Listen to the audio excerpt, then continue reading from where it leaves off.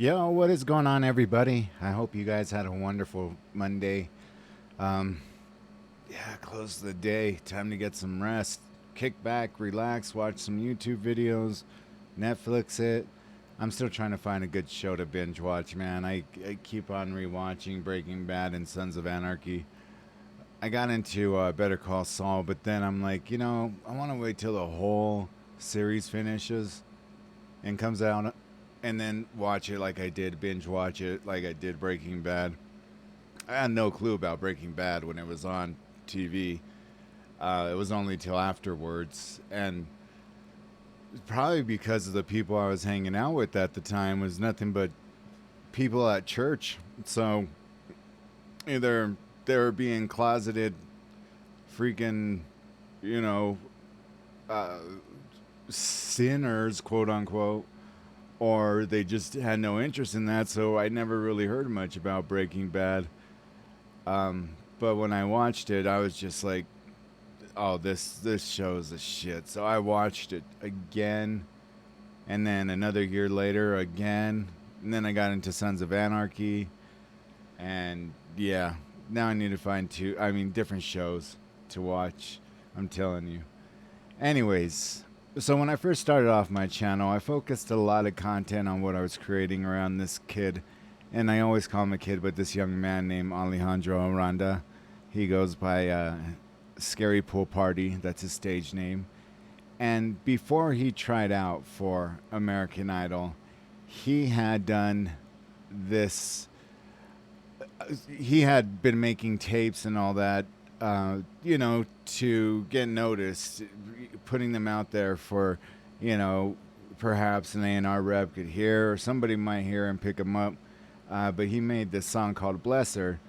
And on American Idol, they made it more like almost like a jazz type of vibe to it, if anything. But his intentions and his play completely different. So another thing that he likes are visuals, and what he does in this video is he sets the camera up in a way where you only see his silhouette playing. You don't get a full on look of him. But I mean, the way he plays and sings at the same time, I mean, I played guitar for like 5 years, and I couldn't sing and play at the same time. It was so awkward.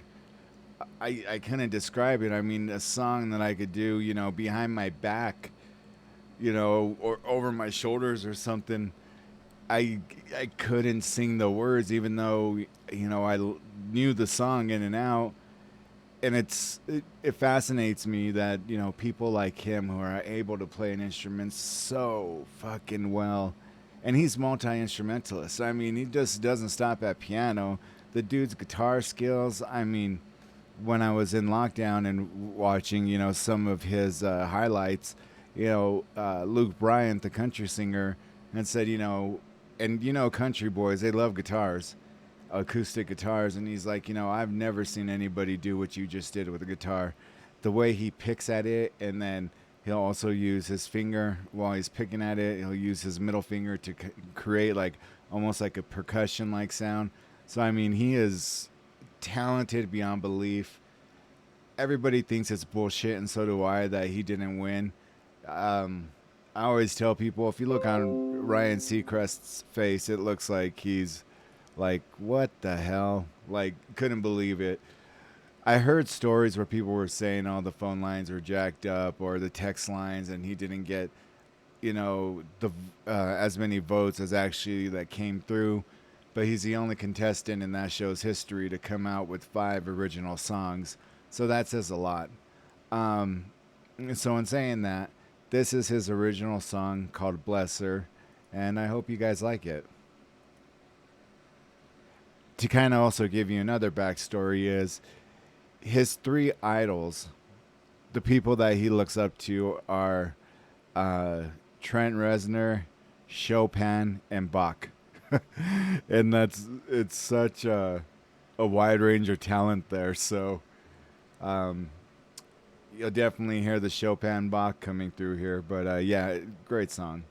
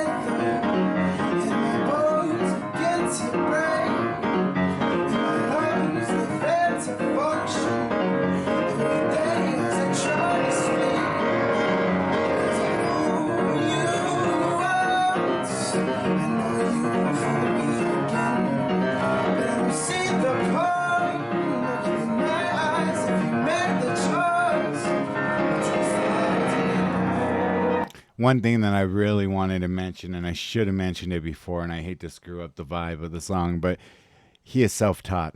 Self-taught piano, self-taught guitar, self-taught singing, everything self-taught. Just fucking amazing.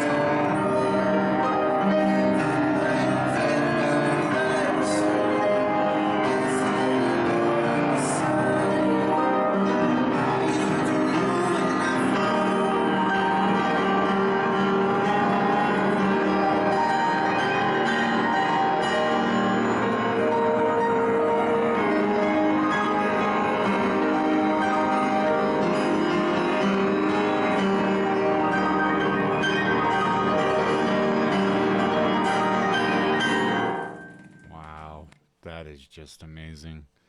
This dude is so freaking talented. It is beyond belief. I absolutely love him as an artist. It doesn't mean that I sugarcoat everything, though, because there are some songs that most people will say is him taking, his artist integrity above, making something mainstream. And yeah, I do criticize that in a sense that I understand that somebody wants to take that approach and make the music they want to make, but I keep on and I have reminded people over and over and over again when they were interviewing him with his homie, because he always calls his people his homie, when they were interviewing him and actually his mentor, the guy who got him into music, he was saying, I was about to give up. I just didn't know where else to go from here. So I remind people when they're telling me, like, oh, well, he's just going for artist integrity and that matters more than anything else. Okay, if that were the case, then why was he about to give up on music? Because he obviously is looking for a crowd. I mean, it's already hard enough for musicians to live off of doing what they love. And he would have found himself in that same position if he didn't take that chance. Playing little gigs here and there, I mean, it's not going to cut it. And when he got signed after American Idol, I heard he just, I don't know if he opted out of a second contract with Hollywood Records or if they just didn't pick him up. I don't know the specifics, but, I do know that, if you're not selling, if you're not selling albums, songs, getting hits, getting streams, it's very hard. You'll be hard pressed to find a record label that's going to keep you. And so that was kind of like my take on some of his songs because they are a little out there, something that I would never listen to. But then when he plays stuff like this or his opening song when he auditioned for American Idol, I was just like hooked. I mean, from the get go, I was like, wow, this is. I mean, I had never heard anything like it before either. So, anyways, I hope you guys enjoyed this first upload, and I will be back shortly. So, peace until then.